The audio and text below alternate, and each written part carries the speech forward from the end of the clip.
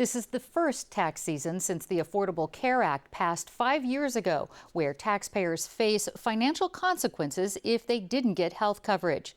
And though the IRS says they've already received nearly 100 million returns this year, my guest, Rafael Tolino with the Internal Revenue Service, joins me with a few important reminders for those remaining last-minute filers. And Rafael, the majority of tax filers who get insurance from their employers just have to simply check a box about that on the returns this year.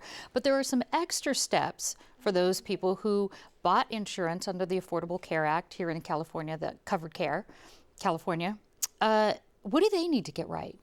Right, so most of us are checking a box, employer-sponsored or government-sponsored health care. But for those who purchase insurance, I wanted to mention the government part because Medicare, that kind of thing. But for those who purchase insurance in the marketplace, you're going to get a Form 1095A. And your Form 1040, when you file your taxes, is like a little bit of a reconciliation because chances are you got a premium tax credit paid directly from the government, if you will, to the insurance company on your behalf based on your 2014 income. That information is collected on your 1095A, which is like a W-2 form, which you want to have to file an accurate return. And chances are the reconciliation comes from having maybe a little much or a little less in terms of the amount you got based on if you had an income change in 2014. So it may affect your refund or your balance due depending on your change in income. So those are the kinds of that kind of a thing. So use that form to make sure that your income is right. But what about the first time people who are I want to say this is the first time that uninsured people, right, actually face penalties from the Affordable Care Act if they don't, if they didn't get insurance. If you didn't get insurance and you could qualify for an exemption, of which there are many. The IRS has many exemptions, so does the folks at healthcare.gov, the folks who are administering the Affordable Care Act. If you don't qualify for one of those exemptions, then you may have to make a shared responsibility payment for not having insurance. And if you have to do that, then that's done basically on, I think it's line 61 of your Form 1040 is where that payment would go. And how much payments are we looking at? So generally speaking, it's $95 per adult. I think it's half of that per child. In fact, I know it is, $47.50, right? Or 1% of your income above the filing threshold, whichever is greater. I see.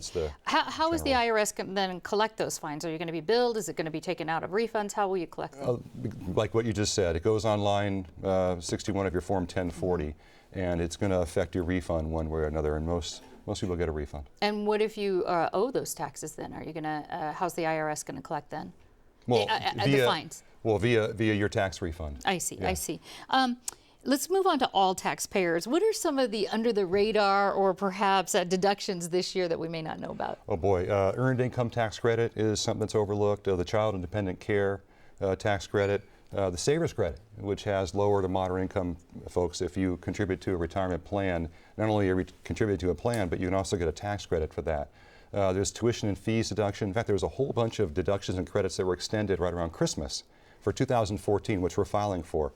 So bottom line is, whatever tax deduction and credit you're eligible for, legally of course, you want to take to lower your bill. Now you said that you expect about 30 million people still to file in the next, by the 15th? Oh, yeah, you know, about a third of all volume comes in April.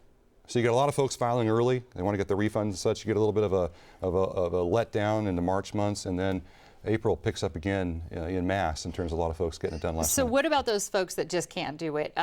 Can you still file for an extension? Yeah, of course, easy to do. Software or 4868 form, it's a little form this big, takes you 2 minutes to fill out. Gives you 6 months through October 15th, but the key, it's to file, not to pay. So if you owe or think you owe, April 15th is still your deadline. If you can't full pay, do file the return, do pay something, because the penalty is much greater for not filing a tax return with a balance due than it is for filing the return and not paying. You know what I mean? I see. So do file the return, do pay something, let the agency know, hey, I'm trying to take care of this, here's the amount I can pay, let's set something up, we'll work with you there. But file the return if you have a requirement, of course, and that way down the road it's a lot less painful, if you will, in terms of penalties and interest that can accrue. Yeah. Now, we just heard tax season is a time that seems to attract scam artists.